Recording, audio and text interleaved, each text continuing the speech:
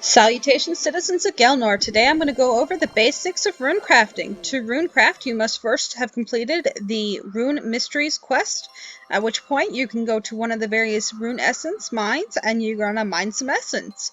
Having essence in your inventory, as well as either a talisman or a tiara on your person, will allow you access into any of the various rune altars. There's a whole bunch of different ones. It's all over Gielnor. It's not fun. Nobody likes it, but we all do it because it is what it is.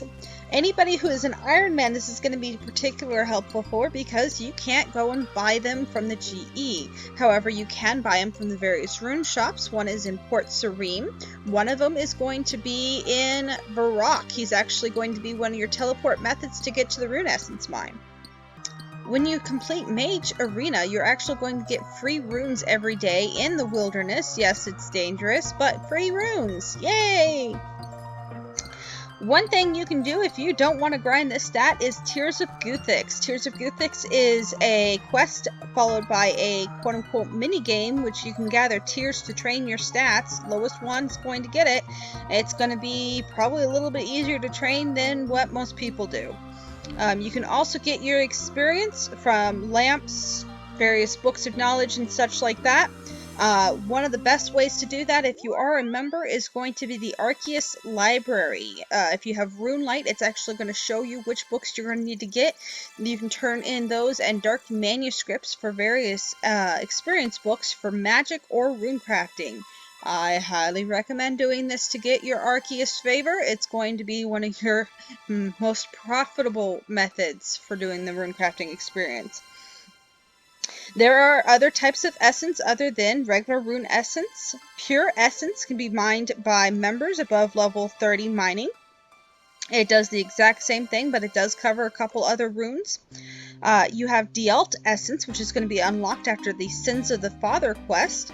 That is actually going to be the best essence you're going to get. It gives you an additional 50% experience for each rune that you craft with it, and that does stack with the Zmi or Zmi Altar, which gives you an additional 70% experience for any runes crafted.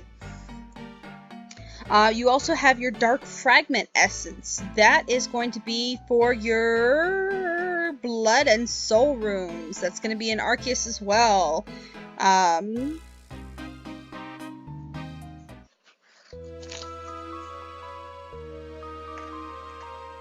Don't forget, once you've done your Argeron diaries, you can get free essence every day from Wizard Cromley and Artie. When you're using your essence, regular essence can be used to craft the various elementals, fire, air, water, and earth. Pure essence can be used for those, as well as cosmic, chaos, astral, natural, law, and wrath and death runes. Wrath runes are not craftable through the Zmi, but that is going to be the only thing other than the multi-elemental ones. What is the Zmi Altar? The Zmi is actually a membership altar. It's going to be underneath Argeron.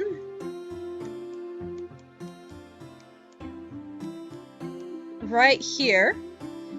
It is a run back and forth. Honestly, you have your safe path and your dangerous path. You're going to get attacked the whole way here. No protection prayers will save you. It is an altar that does not require a talisman or tiara to utilize. And like I mentioned before, it does give you an additional experience boost. You can go to specific worlds for it, and you can actually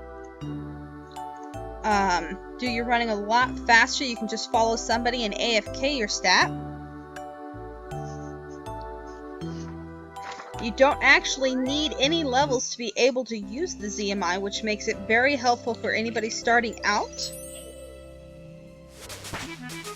Woo! We got a level! You can also do your runecrafting in the Abyss. To be able to utilize this method, you do need to do the Enter the Abyss mini-quest. It's going to be right here that you talk to the wizard that's going to teleport you. Entering the Abyss is definitely a dangerous thing. Not only do you have to go through the wilderness, but the second you enter the Abyss, your prayer is going to go to 0. You're going to automatically be skulled. You're also going to have creatures that are going to try to kill you. It is a multi-combat area, and everything will aggro onto you no matter what level you are. However, for the most part, you don't actually need any talismans or tiaras to enter into the specific runecrafting altars, and it is a little bit faster for some of them, like the Wraith runes and a few others.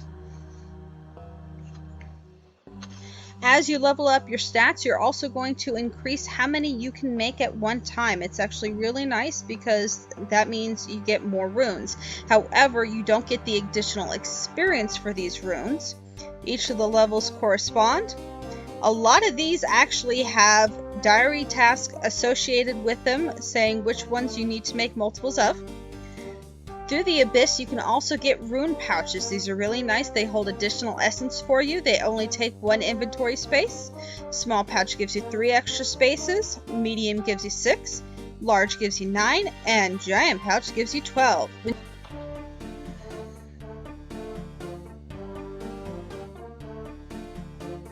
The Rift Guardian is a skilling pet that can be obtained while you train your rune crafting. The chances of getting it are dependent on your level, the rune that you are crafting, and the number of essence you use. The really cool thing about this is its belly is going to change color based off what rune essence you ran last.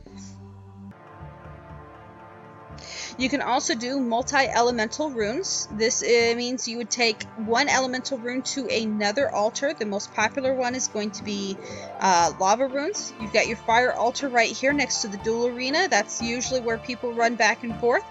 To do this method, you're going to need a talisman, not a tiara, and you're going to need a necklace of imbuing, I believe it's called. That is going to make it to where your talisman is not used when you do your multi-rune. However, if you do it without that, it will disappear.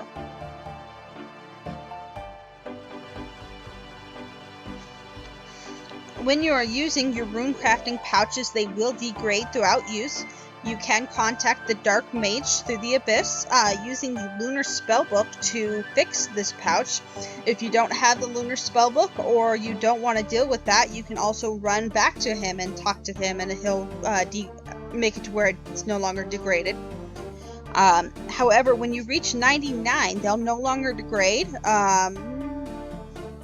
However, existing pouches will not be fixed. You do have to fix them, and then they won't degrade anymore. Alright, I know that was long. I know you guys hate the skill, but have fun. Happy grinds.